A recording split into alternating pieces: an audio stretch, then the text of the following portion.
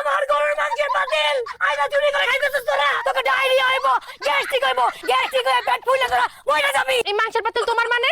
আমি রান্না করতেছিলাম, ঘরে গেছে পানি আনতে, রান্না করে এসে দেখি আমার মাংসের পাতিল নাই। সত্যি করে কর, তোরা কে চুরি করছিস? কে আবার? মুন্নি আর তার ভাতিজি মাংসের পাতিল চুরি করছে। এ মাসুদ, খবরদার মিছা কথা কবি না।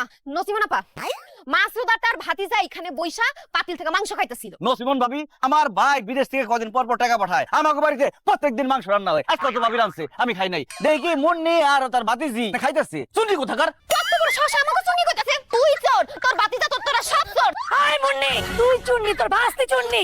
মাসুদ আর অনি চুরি করতেই পারে না, কারণ ওরা ভালো মন্দ প্রত্যেকদিন খায়। তোরা গরিব, ভালো মন্দ খাইতে পারছ না, চুরি করলে তোরাই করছস। আমার 1 কেজি গরুর মাংসের দাম 900 টাকা। 900 টাকা দে। আরে আপনার তো মুখে কি টাকা বলা?